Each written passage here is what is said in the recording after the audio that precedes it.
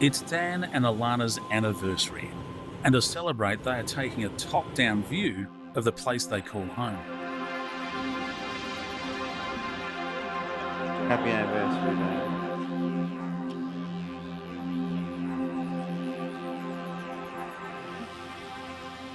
From up here, it's easy to see how Alice Springs is one of the most isolated towns in the world. Far enough away from the trouble of a big city, you would think. Renowned as the jump-off point to tourism hotspots like Uluru, sadly, Alice Springs is renowned for its cyclical waves of violence and crime.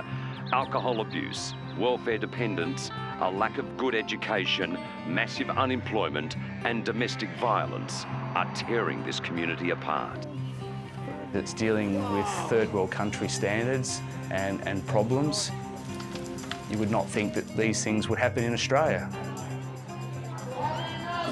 It is incredible, it's a war zone. I'm on an Outback highway, crossroads on the sign say, no turning back. I'm following this track, blue skies, endless road, Outback brother coming home. Blue skies, endless road, Outback brother coming home.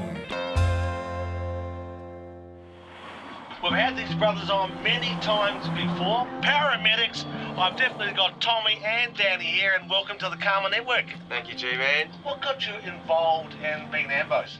Well, mate, there is just an absolute need out there in the community, whether it's locally or international. We have to get out there and understand the social problems that are affecting our community at a grassroots level. Well, most of your clients would be Aboriginal mob, you know, and you need to understand cultural aspects too of your work. It's not just about getting there and helping, but you need to understand the situations that you're going to. Yep.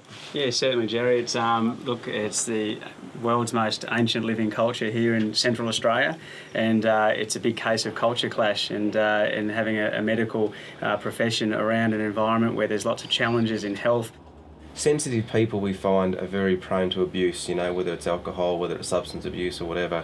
So, you know, and I think if you look at the Indigenous people worldwide, they're very sensitive people, very earthly people, and we can see it here in Central Australia where abuse is, you know, takes a hold of a lot of people in our community. It's our community we have to deal with, you know, as people. 1800 crew, code 1. 1800 crew, code 1. It's just another night for the paramedics of Alice Springs. They got a baseball bat where? To the back? To the around, like, I just got mad. Dealing with alcohol abuse. You're sick, mate. I'm really... You've been vomiting all over yourself. Violence and trauma. The right person just went. On a few occasions, you just rock up to the job, and then next thing you know, you're locked in a bedroom somewhere while there's fighting going on. Are you in pain anywhere? Nice slow breathing. Can you slow it down for me?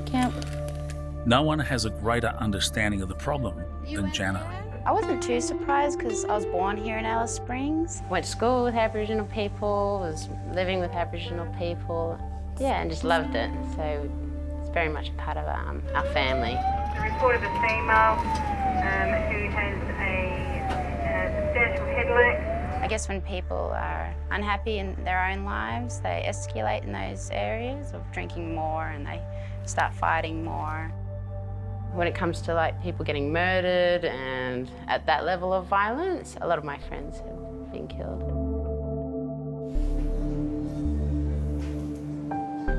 To be honest, a lot hasn't improved. I mean, it's been probably worse the longer I've been in the job.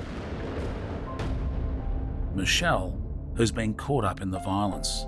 We've had berth blocks smashed into our windscreen twice whilst just sitting in an ambulance, and certainly many rocks thrown, punch resolved. Yeah, so that's probably been the shocking part of it. Leaving her to question if she will stay with the ambulance service.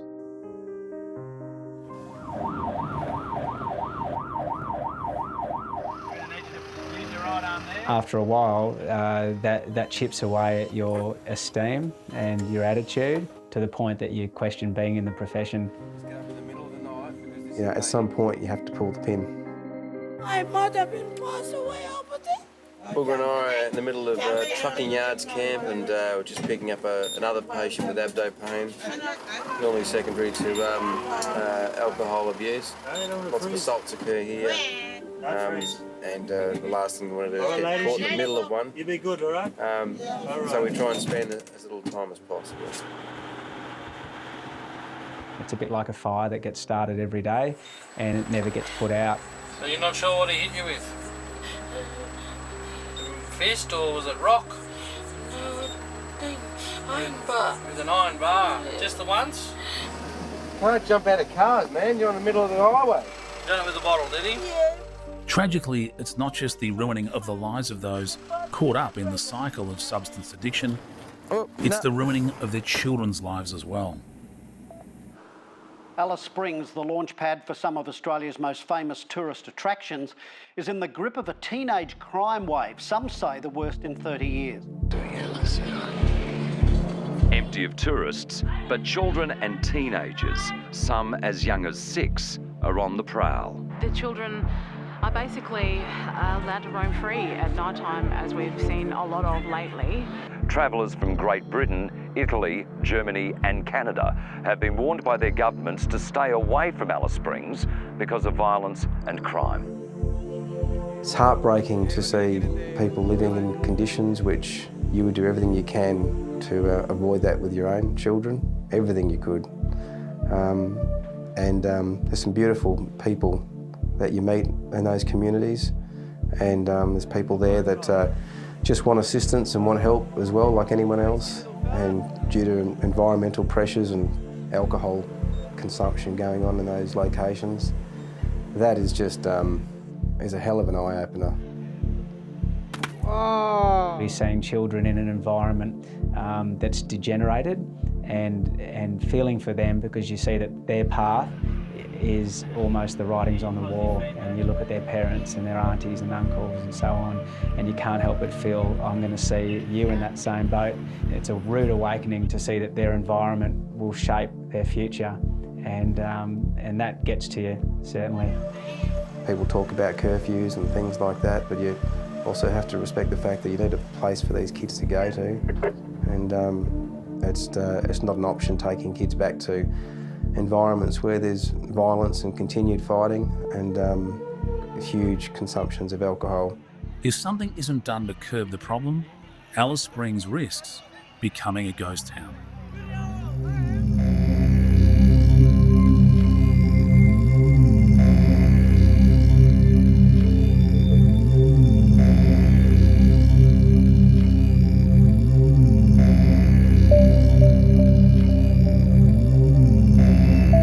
Sometimes Indigenous people feel conflicted because they're getting told in one way to learn the European way of life, as well as they're trying to learn and keep going the Aboriginal culture, but they don't mix. They're very different in their laws and relationships. I've worked in these communities and camps for over 10 years, and my heart just breaks every time I go into a lot of these communities. There's such great people and they're beautiful people, but life is harsh, and I can only imagine what these kids go through, particularly when sexual abuse is involved, substance abuse, and they've got no way out. But the last thing you want to do is you want to cage someone. That's just a dead-end street. Our Indigenous friends, I call them our first Australians, they have the opportunity, but they don't always have the caring that they deserve, to get themselves in a better situation. To help the Indigenous kids of Alice Springs get their lives back on track, Janna is also working with an organisation known as Bush Mob. Hey. Hello, mate.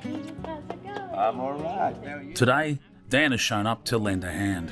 Hello, Christina. Hello. I'm Dan. Lovely to meet you. You all I've been working alongside Bush Mob, which is a young people's program for disadvantaged, disengaged young people in Alice Springs, as well as we've branched out a bit. So we now get people from interstate as well coming here just for that respite, to get away from their troubles and learn about who they are and what they want to do with their life and get back on track. Rather than watching movies, they'd rather be in here. Yeah, making stuff. Yeah. Complex, very dynamic. And once they're here, they can't get out unless they've got permission If they say they want to leave, we open the gate. Okay. Yeah, so it's unsecure. They can also jump the fence. Yeah. I came to a job here a little while ago, and it's because someone tried to jump the fence. And hurt them. It didn't work out well. And people come here for 4 months. Yeah. So Christina's nearly finishing, hey? Yeah. Got two more weeks to go. Yeah, 2 more. Have you enjoyed your time here, mate? Yep. Yeah, good time. What's been your favourite? Activities. Yeah. What sort of activities? I'm going out. Like today, we're about to go horse riding. Yeah, I'm about to go horse riding. The mob are heading out to a place where they can get back in touch with nature and perhaps forget about the problems at home.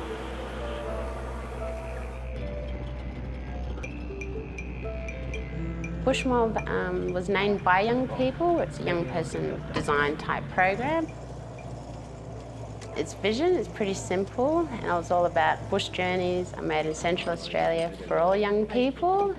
Yeah, and it was all about motivation and giving young people, you know, just a different chance at life. Tremaine, I met you, Tremaine. I'm ambulance man. We're coming to say g'day and see what you guys get up to out here. Oh, well done, boys. Keeping fit. It was great. The young people got to talk to him and say, hey, I've seen you around, Mr. Paramedic Man. He was just amazed at how happy and healthy they were all looking. Oh, it's just great seeing them out here and having fun. We're out to run though, dog. No, boys love them, eh? It's fantastic to be able to see these kids outside of that environment with a smile on their face and looking forward to going for a horse ride. Here is, you know, where they can start to flourish again and where rehabilitation starts to take control, hopefully, and just gives them some structure and some purpose back in life. For a lot of the Indigenous young people that are, you know, walking the streets in gangs causing problems, for a lot of them it's safer to be on the street in a gang than it is to be at home. Yeah, you shouldn't be scared to go home. I suppose it's a type of meditation in a way, that you're actually going out into quietness and stillness, and from there you can actually have I suppose, that outside view on yourself and your life. As a paramedic, it's all instant crisis. You can help them right there and then, save a life, get them to hospital, but then you've got to hand them over. But now, when I do bush mob and things like that, I can get them out of that type of cycle of, you know, harm.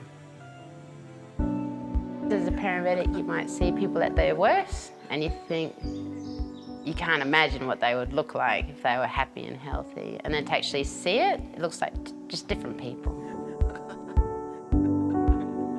Just seeing the difference in that they're healthy and happy and laughing, it's worth everything, and that's what you fight for. Makes you feel good that you were one of those ones that believed in them, when no one else did. Bush Mob shows what can be achieved when engagement with young people is made the priority. G'day, folks. Very much how the boys are trying to educate on climate change. It's as busy as we've ever been, and now it's an opportunity to say, hey, let's rekindle the core message of what created Earth Sanctuary, and perhaps that means we can get back into things we really love doing and making noise and making a racket. Hello, I'm Ernie Cool. And we can play your didgeridoo. They've come up with some clever ideas to make the message more fun and engaging. Using modern technology, it's allowing them to reach children from all over the country. I love being a part of it.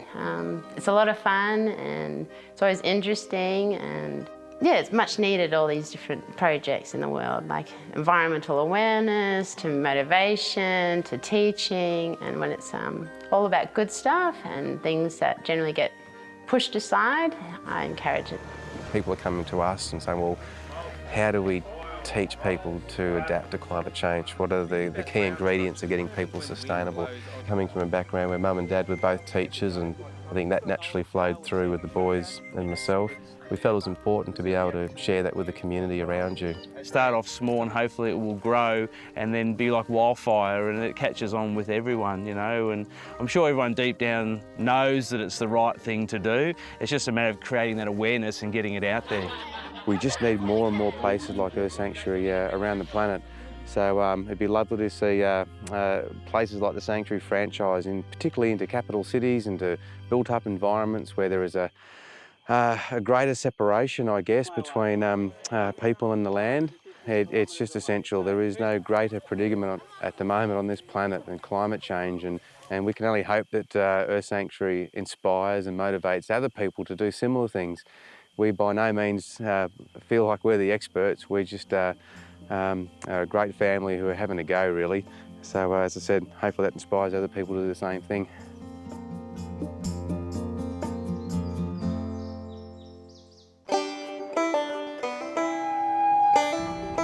The famous GAN arriving in Alice Springs. It's halfway point in its nearly 3,000 kilometre journey from Adelaide to Darwin, bringing more tourists and travel bloggers to the sanctuary. They come for the star shows, to learn about sustainable living. But mostly they've come for the cooking, as Joey's bush oven has become an international attraction.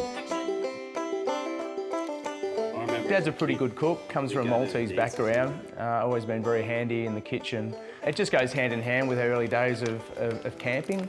We thought that it was fitting that we include it in our dinner and shows. It's a really beautiful way of cooking. Once you master the temperature elements of the fire, you can make some really beautiful dishes. He's certainly the chief of the tribe when it comes to cooking in the fire. So it became an activity while you're actually having fun and working at the same time, you know. So that's still going on, and I hope it continues.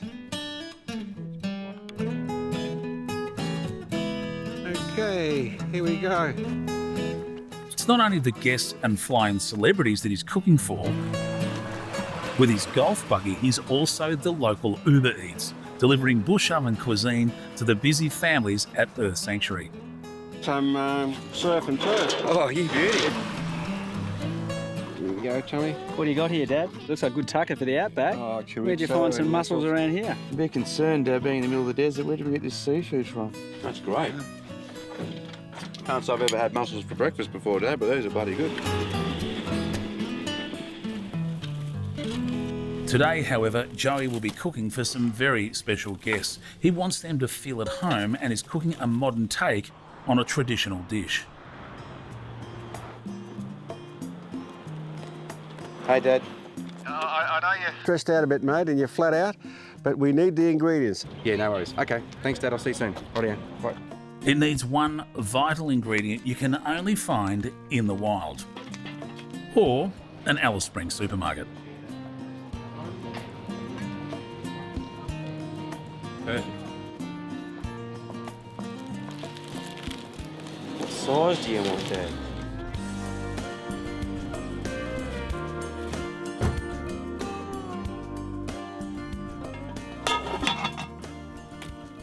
Here you go, Dad. Here's your kangaroo tail. Fantastic. Two beauty. Rightio. Let's get cooking.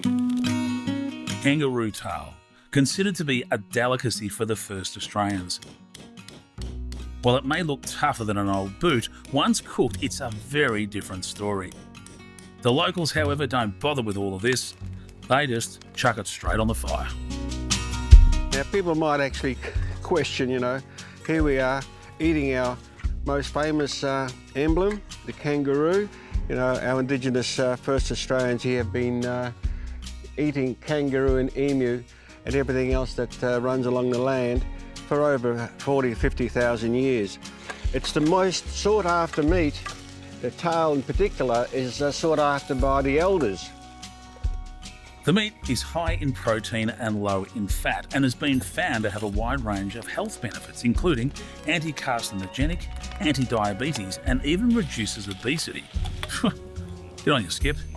But the flavouring is absolutely amazing. And just keep that fire nice and low so that it just cooks very, very gently.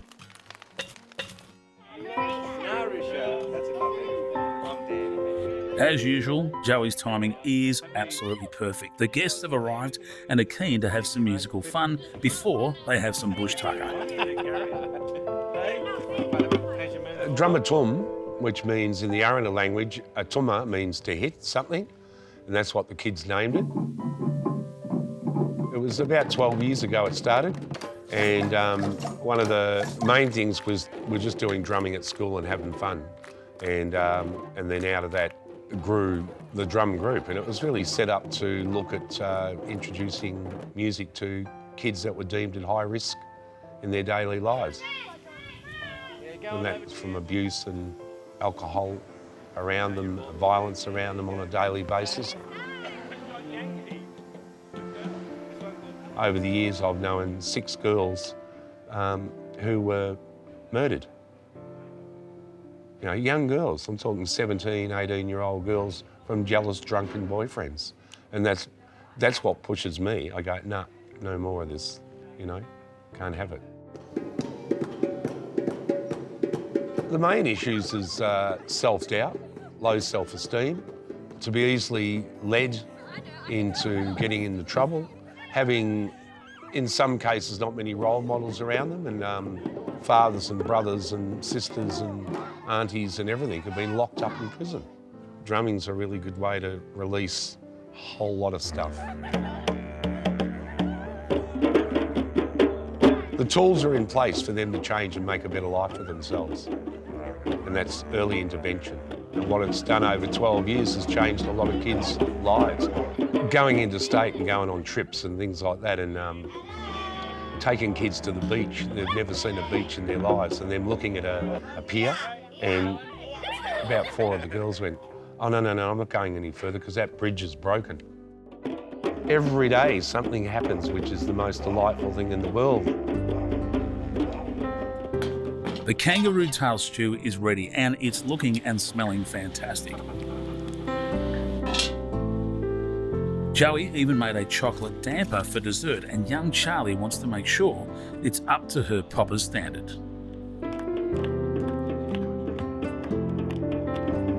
When we started coming here, they really felt at one with this place. They're always excited when they come out here. It's just infectious. It's just the best thing in the world. That's a great thing.